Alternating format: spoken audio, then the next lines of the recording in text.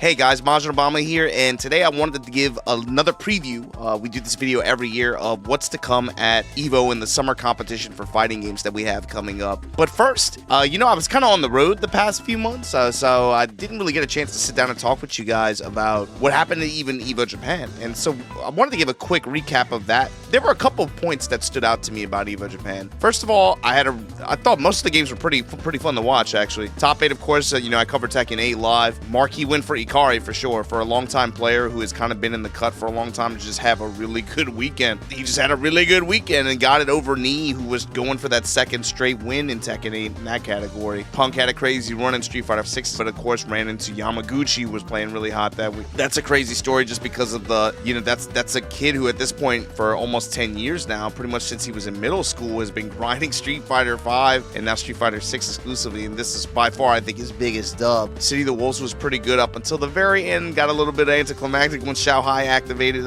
his power, but Virtua Fighter was great to watch. There was a lot of really fun to watch competition that weekend.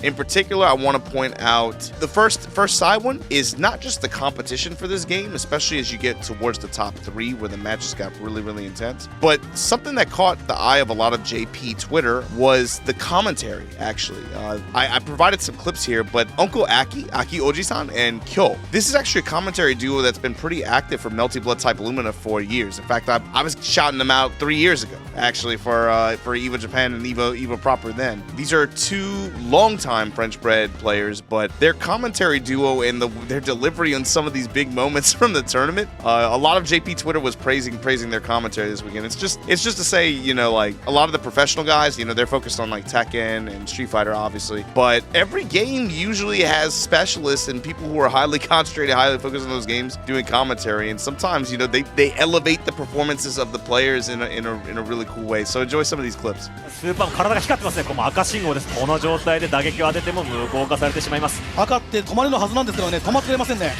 赤信号が突撃してくるんでちょっと交通ルールを守ってほしいですけども。そんなものは無視する。それが格闘ゲーム。しっかりとこれを立っている。もう見切ったと言わんばかり。どうする？見づらすぎる。なんだあれ。物理的に見えないやつ来た。こんなことが許されていいのか。メルティブラッドタイプラミナ。メルティブラッドは許されております。なるほど。MD 入った。MD 入った。これはスキル取る判断。プロからのスフィアブレイクスライダー決まった。当て投げ一つムーンは帰ってきたがシールド読み合いは読み合った。太田復権。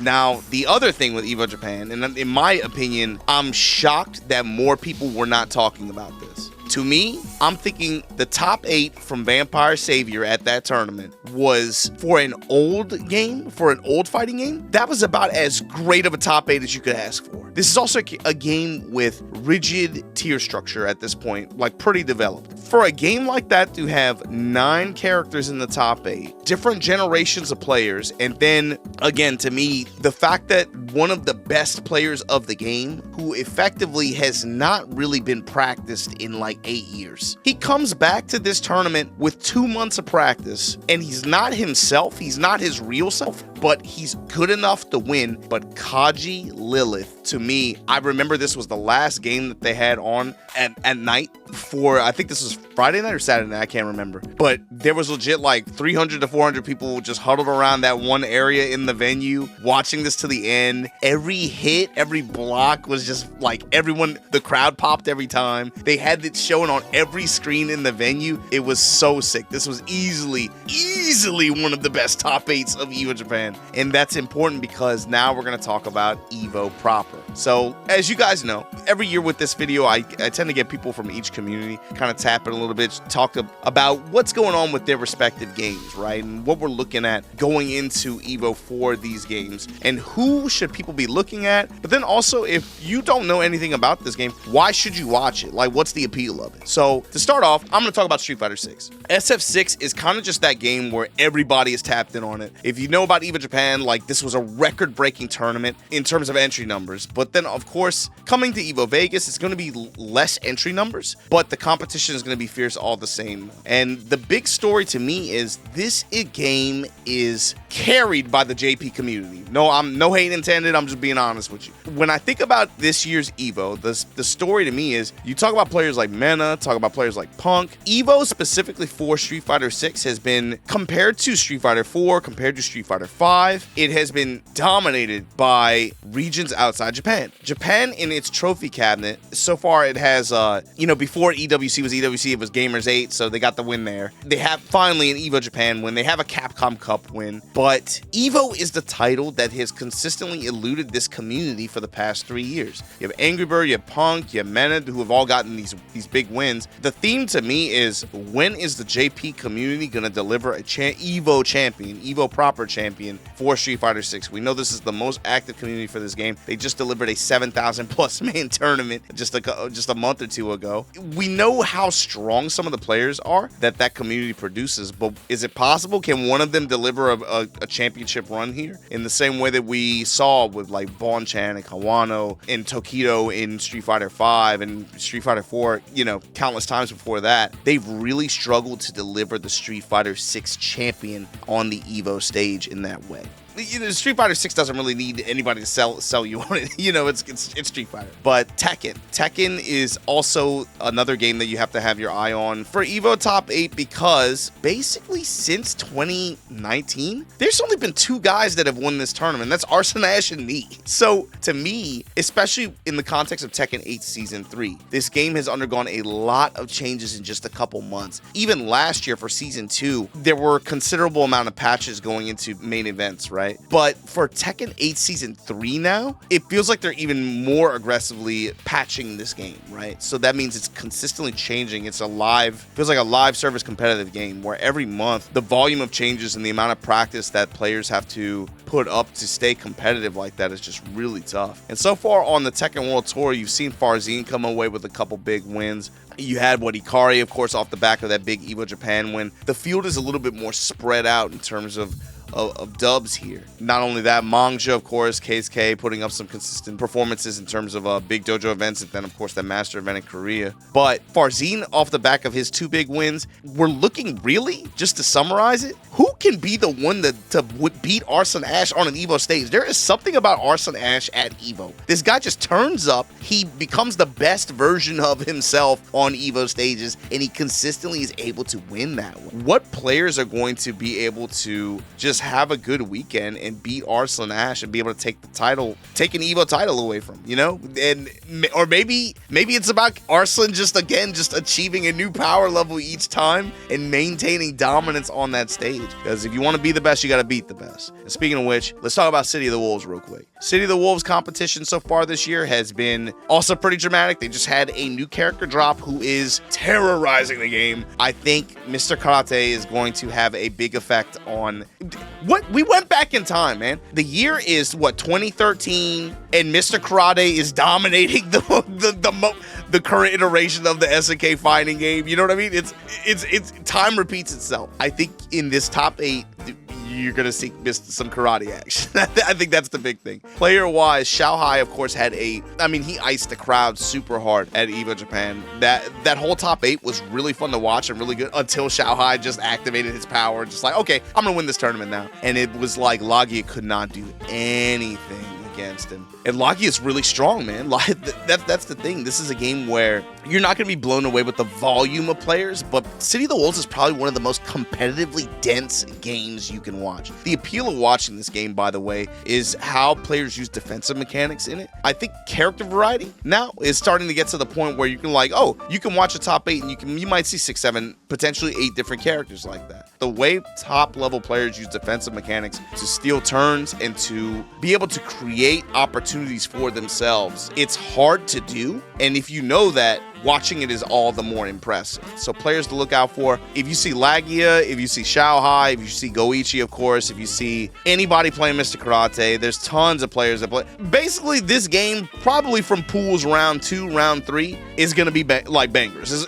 That's usually how the tournaments work out for this game. Usually from pools round 3, round 2 on, the game is so competitively dense. If you're still playing this game in 2026, they're probably really good and they're probably playing for keeps. There's too many good players to name. Tamago, I could go on. But then my question is to everybody else, especially players from Mexico. The players that travel out for this game, who's going to stop those guys? Who's going to be the one to stop them from getting an EVO win and adding that trophy to their cabinet this year? With that said, that's 3 games that I thought I could cover by myself. But with the other ones, I thought I needed a little bit of help. So I decided to talk to some representatives from each of the communities that's going to be a main game at EVO this year. And we're going to give you guys some ideas of what to look for, what to watch for, and who's going to be there, and why you should watch. I always start these videos out by saying the thing with EVO that you can make it more fun for yourself. If you're one of these weirdo Smash players or Tekken players who you're allergic to fighting games, see what I did there? You make this event more fun for yourself by just keeping your eyes open about what else is on screen, what else is on stage. With that said, let's talk to some of the community members from each respective game and get an idea of what we're looking at. Yeah, I think a few things. Like, one is, you know, for a lot of the games at EVO, if you're like interested in following along at any tournament, the buy-in is often like decently high. Like if you're looking at a game like Strive or something as an example, Tekken, Street Fighter, you're buying like a box product, a lot of money, and then you have to buy multiple season passes. Like I don't know if you've all booted up Dragon Ball Fighters in the year 2026, but you got like the character select is tiny. Like you own like almost no characters, and then you have to buy 12 seasons of season passes. This game is, you can just download it and play it. So I think for a lot of people, it being free, easy to access, easy to try, means that if you're interested in it at all, you can like kind of give it a spin and see if it's like, you know, greasing your wheels. And if not, you can just drop it forever. It costs you nothing, which is pretty dope. The other thing about it is it's a fast game that's unforgiving. You get beat up in it. It has disgusting mix-ups, like very high power level. So it's really fun to watch what the characters and like the system of the game allow you to do. It's extremely creative, and the duo aspect is very big. If you saw Combo Breaker there and the Red Bull event that they ran kind of in lieu of Kumite right before, basically you can play as 2 players instead of 1, and the firepower of a duo is really high, and I think it makes for such a compelling story. Like, do Sonic Fox and Inzem like, you know, win the whole event, and like as a duo, is it really good? Or does like Inzem get bad sleep the night before and Sonic Fox is blaming Inzem and they're fighting each other in the parking lot, in the Waffle House parking lot after? Like, you know, there's some innate drama in the 2v2 or 2v1 or 1v2 aspects of it that I think are pretty interesting, pretty compelling. I'm glad you mentioned that, because I thought even since the onset of this game, the 2v2 and the duos aspect was by far, I thought, the most unique thing about it. And it's kind of interesting to see how they've changed the game recently that kind of leans into that. And you're seeing that now play out competitively as well, like you said.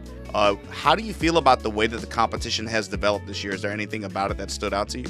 Yeah, I mean, you know, you love a new game. You love something new and shiny. I mean, it's like the game has not been out or competitive for that long. These are like the first few big events for it. It's the first EVO for it. It's also going to be, you know, if you're sleepy on Sunday, it's going to be like the 3rd biggest game at EVO. So it's something you'll catch like kind of in the morning as you're waking up and maybe getting the finals. And it's not been what a lot of people expected, in the sense that, you know, people expect players like Wawa and the dominant French like Dragon Ball community to be really good at it, versus game players from other backgrounds to be really good at it. And some of that is true, but there's a lot of new players from other genres, and there's been some like big upsets. Like at Frosty as an example, Wawa lost to Crocs and Socks, veteran Exerd Guilty Gear Slayer player, and the French, you know, the French audience was just, they were in shambles. They were like, "Les Seed won!" Like they just didn't know what to do. And so there's been a lot of like big upsets and like figuring out if duos is stronger than solos. And also, listen, brand new patch, like brand new characters to deal with, that brand new balance to deal with, and new fuse, which completely changes how the game played with team fight. Like there's so much being shaken up, and the game changes so constantly that you need someone who has like a pretty malleable mind, I think, to stay competitive patch over patch. And there's been some new players popping up. People like Bleed, who was like really young playing Dragon Ball a few years ago and is now sort of hitting that stride of like old enough to travel and compete, and like is a dominant player. He won Frosty Faustings. He has like a really good chance. You have people who are now veterans. Sonic Fox is like a 15-year veteran and is under 30 still, and is doing for the event. So there's just a lot of like competition who is expected, but also a lot of unexpected competition that's really shaking things up. Are there any marquee matchups that you think people should be looking out for, or any that you're in particular looking forward to seeing? Yeah, I mean, on the North American side of things, it's Super Noon, Hikari, and then Sonic Fox and Inzem. Those were top 3 over at Combo Breaker, right? And then those players like are sort of the marquee players I think you have to watch out for. They're really strong. They travel a lot. They are veteran fighting game players with like a background in versus games. You also have to watch out, I think, on like the new gen side of things for players like Bleed, who is like a big kind of young player who's had chances. He literally couldn't go to Combo Breaker because of school. I think he's like 17 or 16 or something like that. For other parts of the world, there's really strong players everywhere, like all over South America, all over Europe. Obviously, France is like a big talking point there. Like people like Wawa, Wade, Yasha, Noka, right? They have like a really big competitive scene. And Japan. I think one of the big standouts is the twins, who are literal brothers, twin brothers, who play the game in duo format and won as the strongest duo in the Red Bull event. They were kind of getting beat up by Sonic Fox and Inzum in a lot of the events previous, but they sort of absorbed all of that and they won the Red Bull event, which was, you know, kind of an international Olympic style, like every country represent thing. And they beat Sonic Fox and Inzum, who then won Combo Breaker right after. So, you know, I think like Japan has like a pretty good chance of doing this thing as well. They have some great strategies and they're really smart young kids. Like they have like really good ideas that other people are not using, both in terms of who they play and also like the meta of the game and like what characters are good. They're down to change their teams and characters constantly because they're like, listen, we're going to play what's good and what wins us the event. Real quick, I asked you to do the Granblue section of this video every year, but why don't you introduce yourself for people who haven't been paying attention? Cool. My name is Virum. I'm a Granblue commentator based in London. I've done various major events for Granblue, both across the base game and, of course, in Rising. The game is visually super gorgeous. It's one of the prettiest fighting games out there, in my opinion. But I also just kind of think the straightforward nature of the sort of flow of the gameplay makes it very easy to watch. It strikes a nice middle ground in terms of pace between, I'd say, like Street Fighter 6 and Guilty Gear Strive. There's a lot of uniqueness to the characters, the designs are very endearing, and the level of play is constantly rising among the player base as well. What about the way Arc World Tour wrapped up, and how has the competition for this game unfolded this year? Yeah, it's been really interesting. So I'd say over the past year or so, particular players have been kind of making a rise, as well as different characters have been becoming a lot more prominent. We've been seeing a lot of Matera, Lewayne, Vasaraga, characters that we didn't really see as much of around this time last year or a year and a half ago, really making their rise to prominence in terms of player quality as well, and players in general. We're seeing a lot of a great mix, I would say, but I'd say Japan is still kind of just about on top, particularly when it comes to the Arc World Tour results. Zangief Dream managed to win that, Kasosagi winning EVO Japan as well. But I'd say a lot of the other regions are quite close behind. You know, in Arc World Tour, JF from South America, I believe Brazil, managed to get 4th, you know, beating a lot of really, really strong players on his way there. Koji Koko getting 2nd from America. It's a very global game. In the past couple of big EVOs, well, outside of the most recent one, Gamera, obviously kind of the king of base game, he had a little bit of a rough time really finding his character that allowed him to do exactly what he wants. But now he's settled on the newest character that came out a few months ago, Ilsa, and he has been performing incredibly well with that character. 3rd at Arc World Tour Finals. He recently just won, literally just this weekend, Super Tournament in Korea. And I'm really curious as a result if he's going to EVO Vegas again this year, just how he'll perform there, particularly with the rising talent of the North American competition. Monarch had a fantastic season throughout the Arc World Tour season. Blue Sky Guy, incredible player. Yeah, I'm definitely most excited to see how Gamera fares though. Give me 3 players to watch and why. I would say the first one will be Zangief Dream. He is incredibly dedicated to the game, not just at the major level, but he's always attending the locals in Japan. He's an absolute monster, I believe, you know, one of the players kind of cultivated.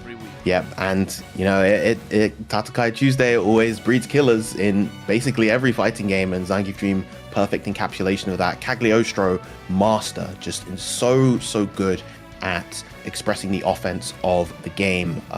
Another very studious player that I really love to watch is Koji Koko. You can really tell from the way that he interacts with the players in front of him, and just the way that he handles various situations, that he is an incredibly sharp, well-tuned mind when it comes to the game. And then finally, as mentioned before, Gamera, very kind of methodical, slow-paced player in a game that's kind of known for a much more aggressive pace compared to its predecessor. Gamera shows that you can play that kind of more measured, methodical pace. You don't have to commit too hard to your defense. You can just kind of look for certain pokes and just make explosive plays from there. So I would definitely say those three. If Granblue interests you at all, the game is, I'd say as a package, it's fantastic. It's got a lot of characters, even without the DLC passes. There's 28 characters in the base game. And on top of that, there's also a free edition with a constantly rotating cast of characters. Fairly recently, they started including DLC characters in that free rotation as well. So you can try out some of the characters that you normally have to pay for. The game is just constantly growing. We have such a great stable player base of players. Yo, thanks again. As always, you'll be missed this summer, of course, in Vegas. But Virum, always a pleasure to have you on. And if you guys are curious about the game at all, make sure you give Virum a look. Thanks again, man. Thanks for having me. My name's Rip. I'm a senior combat designer on Invincible Versus. Sometimes I commentate.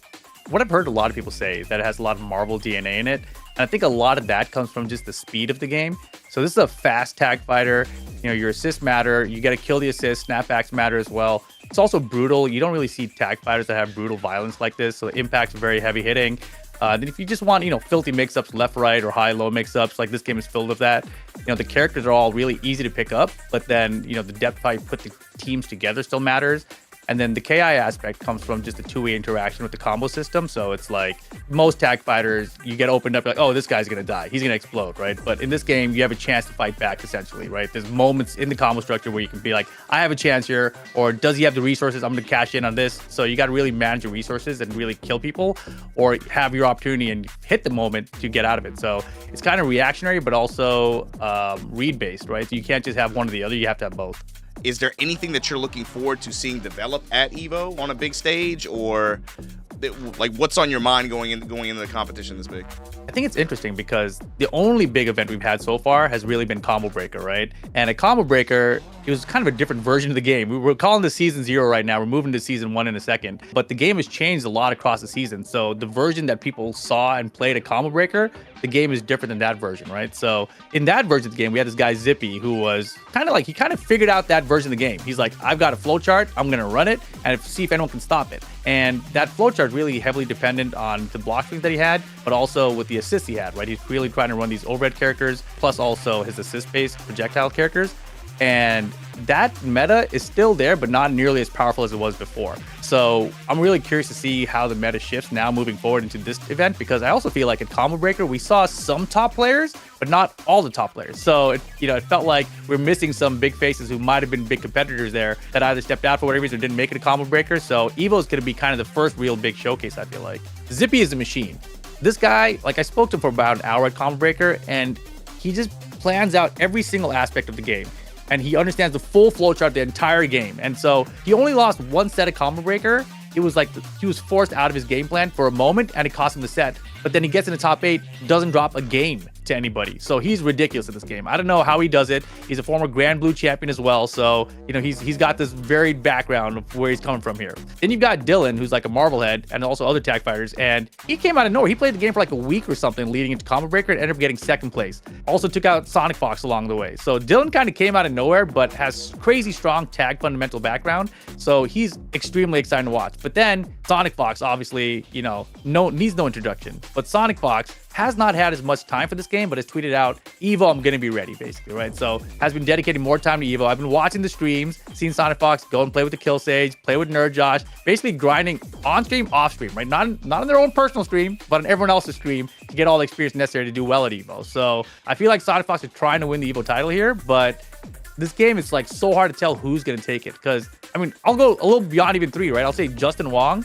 He was playing this game like crazy prior to launch, and I know he was super busy when it launched, so he didn't get his hands on it as much early, but I feel like he's still playing. So if this comes down like a Sonic Fox and Justin Wong situation to see who gets an EVO medal or EVO title again, that's exciting to me. But, you know, there's just a bunch of other players I haven't really seen in tournament yet, right? Like, I've heard K-Brad's been playing the game, right? I know Elver Killakai's been playing the game. Nerd Josh did well at Combo Breaker. Hook Gang God's #1 on our leaderboards. So if these guys all show up, I'm like, I don't know what the hell's gonna happen, to be honest. Check out Invincible Versus if you guys haven't yet. I think this game has really gotten a lot of polish in the last few weeks. Like I mentioned, we started off like kind of like a season 0. We knew there were gonna be changes that needed to be made to the game. And now we're heading to season 1. I think things are looking really good. We got 2 DLC characters coming, Universe and Immortal. And I think those characters add a lot to the cast in general. And then the last 2 characters I can't talk about yet, but I think by the end of this year, this roster is going to be ridiculous to watch. Thanks again, as always. Level up your game. And Rip, I'll catch you around. Be good, man.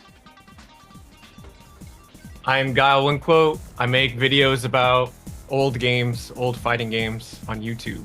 I think Vampire Savior is a very nuanced game. It's a bit, even for people who are like deep into the FGC, you know, someone who's playing Street Fighter 6 can watch a Third Strike top 8 and like get it, you know? They see the parries, they see the plays, and they're like, oh, I don't play this game, but I understand what's going on screen.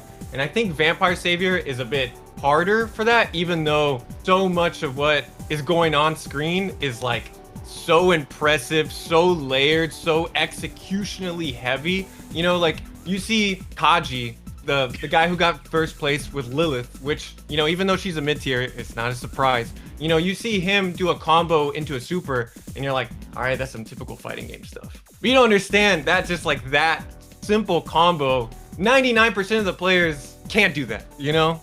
I just want to, you know, I already brought up that top 8 was, you know, 9 different characters, but I think it's so awesome that the top 3, Lilith, Bishiman, and Buletta, those are all hard-working characters. Those are like 9 to 5 characters. Those are not trust fun. And I know, like, you know, Bishiman is an insane character, but like, this wasn't a Sasquatch Zabel Grand Finals or a B, you know? Like, these are like, you have to be like dedicated to the game to play these characters. You know, I think Vampire is just a game that allows expression in so many different ways, you know? It's not even just, you know, execution expression, which there's so much execution expression in this game that, you know, I watch these players and I'm dumbfounded. Like, I literally can't do what you guys are doing, you know, as fast as you guys are doing and making the decisions that you guys are doing.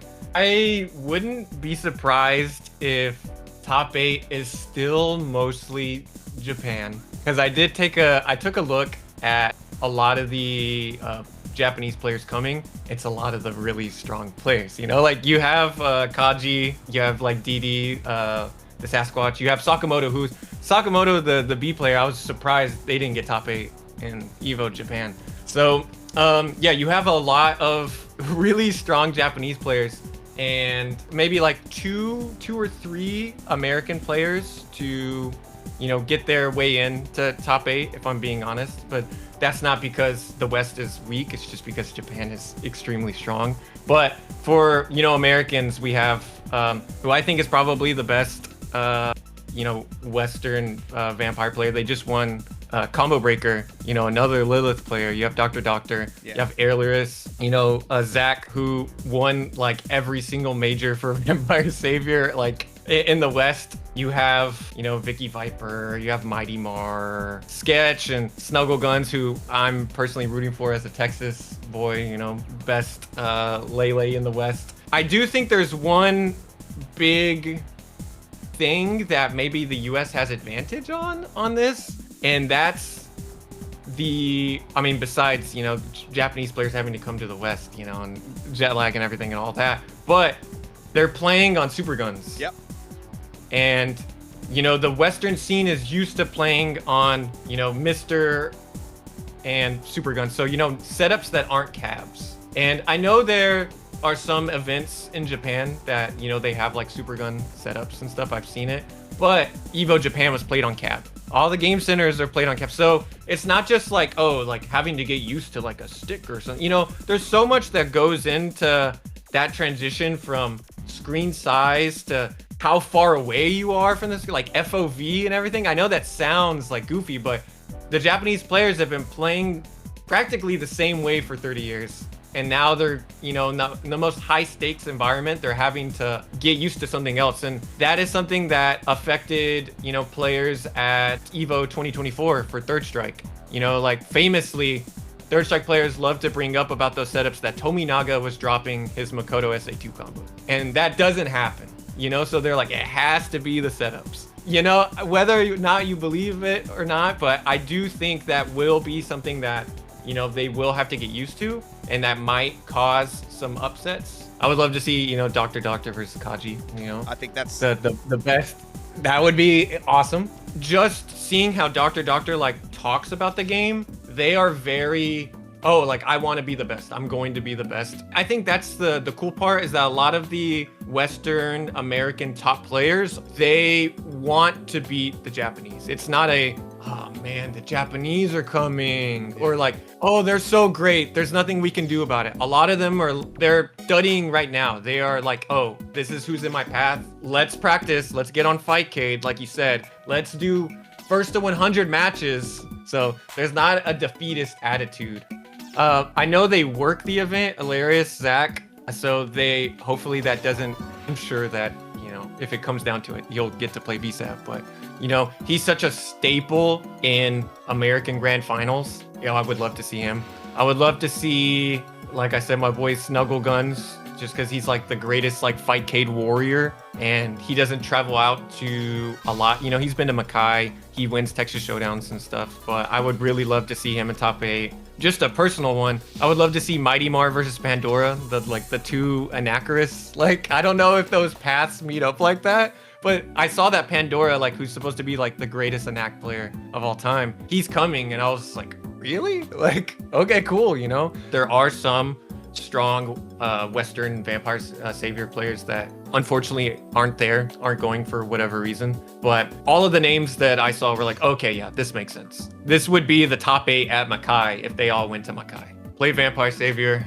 It's the god game. It's the greatest fighting game of all time. It is lightning in a bottle, and it truly represents the genre at its peak for me. It's just fun as fuck to play, to be honest with you. Thanks again, GuileWinQuote. And this guy's been making crazy videos on every fighting game under the sun. Make sure you guys check out his channel. I'll put the links down below. But thanks again for coming on and talking shop with me a little bit, man. Appreciate it. Thank you for having me play VSAV. It's a good game. It's the god game. I'm Xiei. I've been a BB player for almost 20 years now. I've been commentating pretty much the whole way through, and I'll be there for EVO as well. BlazBlue is like a very old game, like not the oldest game for this lineup, but it's one of the oldest, and it's a very unique game where I think it really started the trend of one button does something very cool. Every character is kind of designed to be really different, but in a very simple and easy to understand way.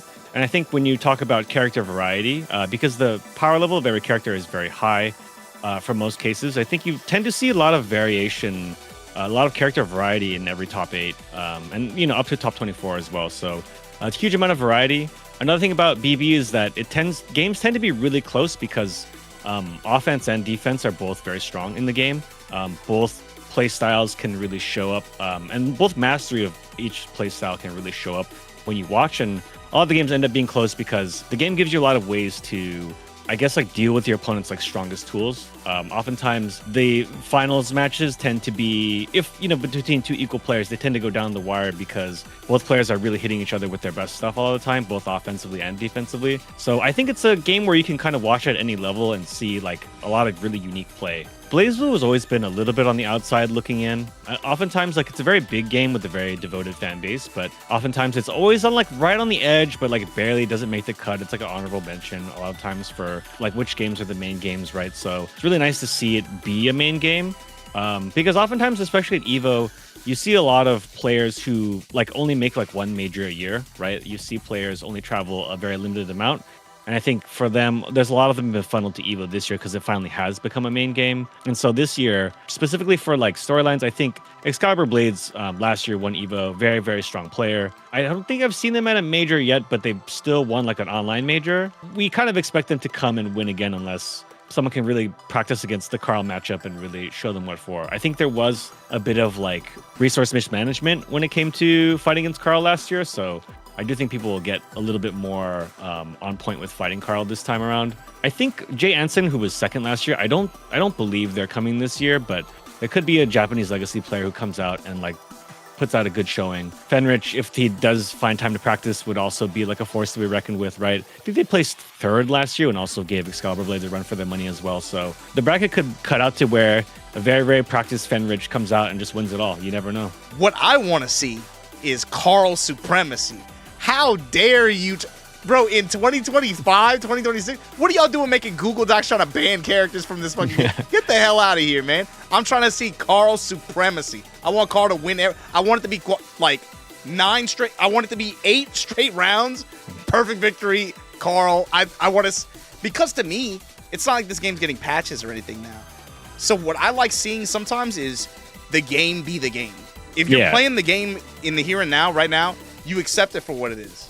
Yeah, I love seeing if like, you know, the true end game of a game, I think is really something to watch too. Like I loved Hokuto no Ken at EVO Japan this year because the game is not that different from when I was watching it like a decade ago, but it was played like even better and like the best characters were even better than I remember. So I loved seeing that for sure. And Carl too, like while Excalibur Blades, you know, plays the offensive part of Carl like very, very well, it's understated that his defense is probably top 2 in the game as well. So it's like when you combine those two things together, it's just like so much to deal with. So we've talked about Excalibur Blades and Carl. Can you give me 2 other players that you think people should look out for and why? I do think that Monarch has a great chance to win against Excalibur Blades if they don't. You know, I think that last time it was pretty close, but then I think that there is a tendency for some players to hold their burst like too long in matchups where they should use it faster. Monarch has a very stable playstyle, is good in any matchup that they have practiced in, right? And they're just good at, if they don't overcommit because they're very good at defense. So they won Combo Breaker many years. They've won other majors many, many times as well. So they're pretty much always a contender. No matter what other games they're entered in, they always have you know, enough energy to play in DB. And they're always going to be a force to deal with. Yeah, I think Fenrich lost early this year in Combo Breaker, right? I think we mentioned him before, but they lost much earlier in Combo Breaker than I think anyone would expect, and so they will probably practice a little but come out a little bit fresher next time. I haven't really seen, because EVO's bracket is still hidden, I don't know exactly who else has entered yet. Plans are going. I don't think Jay Anson is coming this year. They are doing like a small plug for them, but they are doing like a BB championship in July this year, which is actually after EVO this time. So I don't expect them to come to that EVO this year because of that, but really don't know exactly who's coming yet. But I hope to see, you know, a lot of players there. I love seeing old faces the most, I think. It's really cool to see people go out there and still do it, you know, no matter what their skill level is, right? People say that about pretty much everyone on stream a lot of times, because I think a lot of the viewers, too, are very hardcore for BB, right? Oftentimes, oh, I recognize that name. They're playing a different character or something. You know, that's always really cool to see. I think many times we've seen players who've only played in a single major come out and do really well. Some players like Guyman, DS Move 12. We see them enter like one major a year, and EVO's usually the one where they make it all the top 8, right? You know, play BB or watch BB. I think it's a game, you know, even if you know nothing about it, I think everyone who plays is very, very knowledgeable at this point, so they can kind of guide you through it and tell you, in a nutshell, like what each character does very quickly. You know, on the mic, I think I try to do a big overview of every character as we talk through it, just because there really kind of is a lot to know, but then at its core, BB is kind of like just like a festival of like a lot of different types of play styles, and I think that's one of the best things about it. Oh yeah, for sure. Most people would know me as Shinobi, pretty much the head guy, head TO for Climax at Night. Now Eclipse being ran by Team Data. You know me, just overall French bread dude, love Melty, love Under Night. You know what it is. I think the big one right now, coming from the ARC World Tour Finals, Jaka from Brazil actually ended up winning. So the big thing about that was that just long story short was that the ARC World Tour didn't have a stop in South America, so he did have to go through an EU tournament. Forgot which one it was. He had to qualify through that. And what he did was he just, went to Korea, beat everybody, all the notable Japanese and American players from there. So that win was definitely a huge one for him. And I know through that momentum, he's going to step into EVO this year pretty sound as one of the favorites. Now, from America, obviously, Big Black is still trying to, aim for his big moment, his Under Night win. Ohito winning EVO Japan. He's looking for that win. And also OmniD, who won not only Frosty but also Combo Breaker this year. He's been making some big moves as well. He's gonna be at EVO, and he's definitely looking to get some win, get that big win as well. As I previously noted, OmniD, he plays Eldenham. He plays a very interesting Eldenham, the strongest Eldenham player, arguably in America. Definitely somebody who's very sound, learns how to move proper with the grid gauge. He's definitely going to be a favorite to watch. Also, Ohito, Seth player, he's definitely somebody who's been on the up and up. I know he's been at that high stage before, but he's definitely somebody who is entertaining to watch. And also Jaka, Aurier player. You don't see much Aurier, especially being played at high levels, like the highest level like that. And Jaka definitely brings some of that flavor. Most of the South American players, is too many to name, but if they're from South America, Brazil, Chile, all those countries, all those dudes play wild characters, amazing explosive gameplay. I would definitely be looking out for any South Americans that are playing at EVO this year. LATAM communities and South American communities, especially for French-bred titles, have been active for, decades, right? Like they've been definitely a part of what's kept us alive in the West. But when you talk about them competing, since we made this shift towards like tour structure, especially with Arc World Tour, those players are kind of, they've always naturally kind of been at a disadvantage in a way, just because of the amount of work that they have to put in. It's really easy for them to get gate capped. So seeing somebody like Jaka be able to just like straight up rip, you know what, screw it, man, I'm gonna just head to another region and take their spot, and then him get put on that way at the global elite level of competition like that on big stages, that kind of is a new element in a way, especially for Under Night, I think. There have been some really top 32, top 16 places from South America and Under Night that have done well at EVO, but man, the performance Jaka made, all eyes from on a world stage are definitely on South America now. Unfortunately, Under Night isn't on the world tour this year, but EVO is definitely going to be a big stomping ground for those guys. It may seem like a little bit confusing for a first time viewer of someone who's watching this game, watching a game like Under Night, but just focus on characters that look cool to you, that look interesting to you. The good thing about this game right now currently, there's a good bit of character variety going around. It's not like a top 8 full of 8 Eltnums or 7 Seths or 10 Hides or anything of that, where there's a lot of personality and there's a lot of a character variety going into this EVO. So I would say if there is a character that looks interesting to you, just focus on that character. Or if you see matchups, or you see multiple characters that you want to try to look into those characters, see what they do, see how they move around and stuff. This is going to be a good event to show what Under Night is 3 years into this new version. So I think right now it's in a good spot. It could always be better, but for right now, on a grand stage, a world stage like this, there's no better event right now than EVO to look at variety when it comes to this game.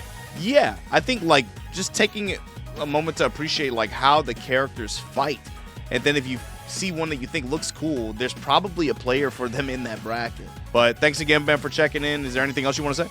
Eclipse going down late October in Atlanta at Night's Climax. We still use the old Twitter account, but it's a new tournament, new leadership. It's gonna be dope, y'all. And also, long live the Night.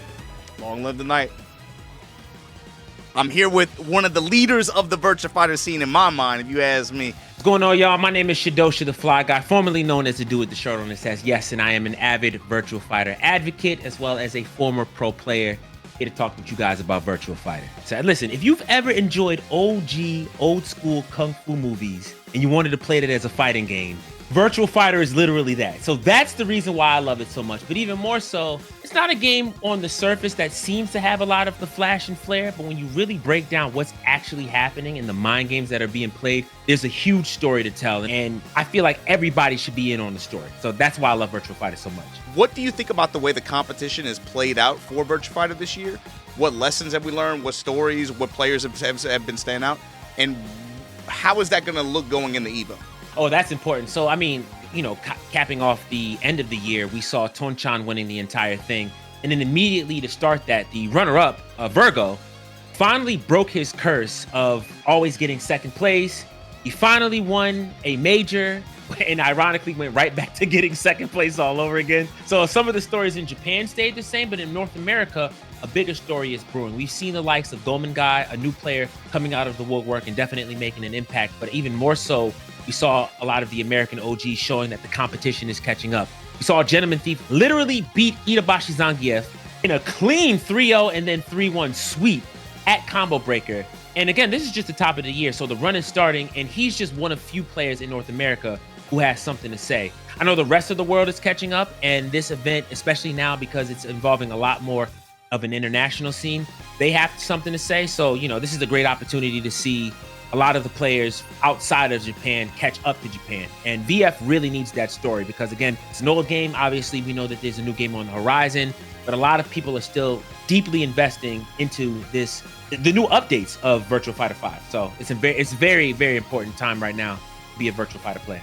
We've seen pretty much the impact that Gentleman Thief has coming into the new season. And, you know, keep in mind, with the big system changes that have happened with the slowdown of the evade cancels and a few staggers being removed, it's definitely given a lot more players outside of the States a chance to catch up. And I think everybody has that same chance to kind of catch up since it's a new system to learn. But again, I'll keep saying it, there's a lot of new players that have come out and have shown that they have something to say as well. I definitely want to continue the journey of players like Guy, the story between, especially in America, between Tengu Man and KNR, for example. The overall just development of Chicago and Colorado, as well as St. Louis and other regions who have been getting a lot stronger. We've only, in the past, only talked about New York City, and now there's so many players in Central America that are doing absolutely fantastic. Yeah, honestly, there are so many more newcomers coming around, and I think my favorite part is now that we're a lot more globally connected via, you know, social media and other platforms, the conversation is spreading worldwide. I also want to see more players. You know, we talk about the Tokyo region, but it was great to see people from the Tokai region coming in and doing such a great job at EVO. It was great to see the Korean players, you know, big shout outs to Toko, Rico Jang, and so many other players that showed up and made a big impact. I want to see more of that. And, you know, also I want to give a big shout out to the LGBTQ community who has been breeding a ton of very strong players who have been representing hands down, and they've been making such a big impact. I mean, Virtua Fighter is a game for everyone, and it seems like everyone's showing up. And I'm talking about not just young players, old players as well. I think the oldest player that I played against was 56 years old, and they made it out of pools with no problem. That's just the kind of game that Virtua Fighter is. It's for everyone, and everyone's showing up, so I want to see more of that. That's dope. If you had to give people 3 players to watch for you personally, and why? Like, I would say if you want overall dominance, I'm cheating a little bit, but it's a tie between Tonchan and Chiwa Punk. Chiwa being someone who has mastered the art of absolute stellar defense, and Tonchan being the person who's mastered the art of absolute stellar offense. It's rare that you see those kind of players clash. Second on my list would be Virgo. We call him in America the main character, the protagonist. He's probably has the most dense storyline in which it's very easy to follow even if you're not a Virtua Fighter player. And the third person that I would recommend is Gentleman Thief. Honorable mention, Nero, for the same reason that I would mention Gentleman Thief. These are players internationally who are known to be very strong and the world is watching them. They just need their moment and they're getting it. So those would be the players that I would recommend to watch. Honestly, I just want to see more action. I think my favorite thing about Virtua Fighter is that everybody is getting in on it at their own pace and they're developing their own personalities. No matter what you do, stick to your guns and continue to develop. This is a great time to be a Virtua Fighter player. Obviously, we know that the crossroads are approaching. So definitely get your hands on this game and practice now. And as my motto always is, man, play more Virtua Fighter. Play more VF. That's what I want to see. Hey, what's up? I'm Wisely. I've been doing stuff with platform fighters and fighting games for a decade now. I am doing commentary for Rivals at EVO. What's up? I want to ask you is, for people who have never seen this game before, maybe they're familiar with Smash Brothers, maybe they've seen, Melee, or watched SSBU or something like that. What is the appeal of this game? Why care about Rivals of Ether 2? If I play Tekken or if I play, I don't know, Sure. like some other game, why would I care about the top 8 for Rivals of Ether 2? I mean, I think there's a lot of different reasons. It depends. I mean, I could answer this from a gameplay perspective. I could answer this from a storylines. There's so much going on at this event. What, if you've never heard of Rivals at all, it is a platform fighter. It's in the same vein as Smash Bros. This is definitely on the faster, more movement-heavy side of things. I think a lot closer to Melee than Ultimate. Rivals is in a very unique space. A lot of people hadn't heard of Rivals before recently, even though if you consider even from Rivals 1, it's the IP, the series has been around for a decade now. And so it is really, this moment is kind of a culmination of that slow growth into where it is now. You had mentioned Multiverses. It's one of the only platform fighters that is actually outside of Smash that has stood the test of time of all right, people are still playing this. It's not not as much of the flash in the pan. For watching at EVO, if you are interested in platform fighters at all, I think it's such a sick game. It is very cool to be playing a platform fighter that the devs have really intentionally made to be a competitive game. It's competitive first and foremost, instead of a happy accident afterwards. But also, this specific bracket is going to be absolutely insane for Rivals. Almost all of the top 100 players in the world are all going to be here that weekend. I was looking through who I think could make top 8, and it's a crazy world where it's I think there's 30 people who could feasibly make top 8, and I think there's 10 different people who could potentially win. This really is anybody's game right now. There are a lot of people who are coming into this that they haven't been able to fight each other in the last series of majors, and because of that, we have 4 or 5 different people coming in that have all gotten first at their last huge tournament that they've been to, whether that's Cake, Stango, B-Bats just won Combo Breaker. Like I said, Stango won the online Road to EVO tournament, won his last regional before that. Cake just won Battle of BC this weekend. But also, the man of the hour, the person that we all kind of have the question mark on, is Plup.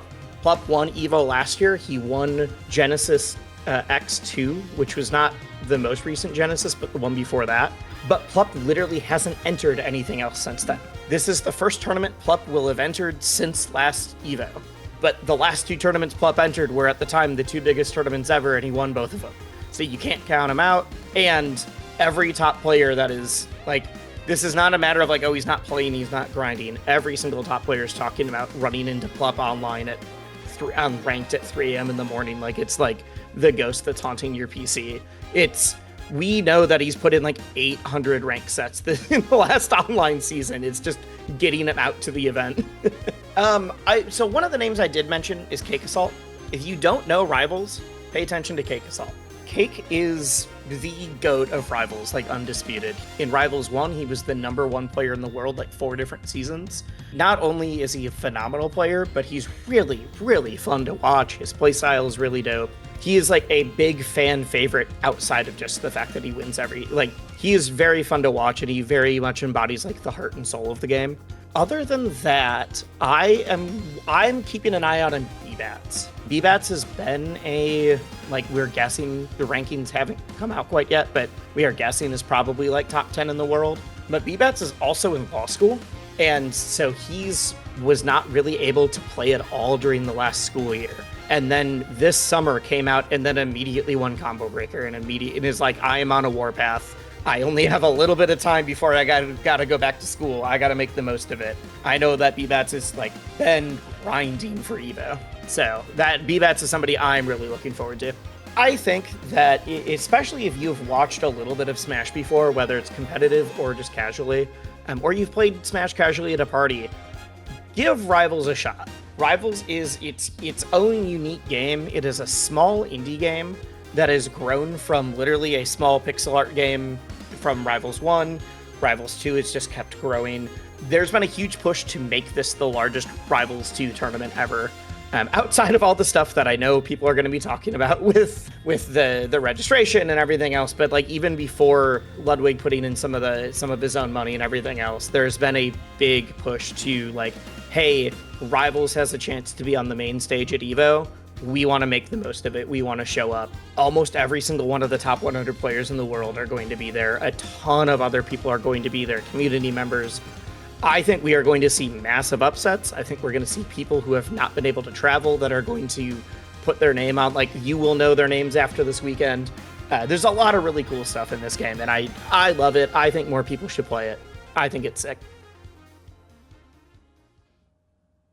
I can't help but feel like I'm forgetting something. Just wanted to say thanks to the community members who came on to talk a little ball about their respective titles, and hopefully this gives you guys at home an idea of what to look out for this EVO. Thanks to all the subscribers. Thanks again to all the members as well on the channel. I really appreciate it. But can I get some hype too? I'm a hype monster. YouTube got this hype system. Go ahead and give me some hype, please. I'll see you guys at EVO. Also look forward to some more interesting videos on this channel in the near future. But thanks again, and I'll catch you guys next time. Be easy.